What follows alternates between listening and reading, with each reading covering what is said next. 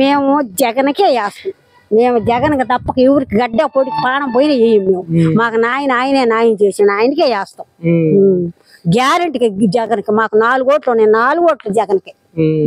మీరు ఎంత దూరం నుంచి వస్తున్నారమ్మా ఇక్కడికి? మేము ఆడ కొత్తగా ఇల్లు గుడిసెలు, ఆ గుడిసెల్లో ఉంచి ఇక్కడికి వస్తాం. కాళ్ళు నొప్పులు పడుతున్నాయి. వాడు చచ్చినాడని ఇంటికి వచ్చి ఇంటి వాడు తలుపు దట్టి బియ్యం, తలుపు దట్టి డబ్బులు ఇస్తుంది. అట్టోడు ఇట్టాడు పని చేసిండు. అలా ఉంది జనం. కొంతమంది ముసలాం పడిపోయింది. అలా పడిపోయి మంచిళ్ళు ఇచ్చి మొఖం తుడిచి నేనే కోసన పెట్టామని ఇచ్చిండు. వాడు చచ్చినాడని వాడు దూని తాగల. ఇంటికి వచ్చి తలుపు దట్టి బియ్యం, తలుపు తెచ్చి ఇస్తాను పింఛన. ఆ నా బట్ట వచ్చి ఇప్పుడు ఇంత పని చేసిండు. వాడు ఆగుజన వాడికి ఎవరు ఓటు వేస్తారా? అసలు రమ్మనా ఓటు ఎవరు వేస్తాడు వాడికి? ఇప్పుడు ఆ నుంచి వాడికి నడిచి ఇచ్చిన కాళ్ళు నొప్పులు పడుతున్నాడు. ఎవరా దొంగనా బట్ట? ఓడు పొలాలు పెట్టేది. ఇప్పుడు ఆయనైతే ఇంటికి వచ్చి ఇస్తున్నాడు.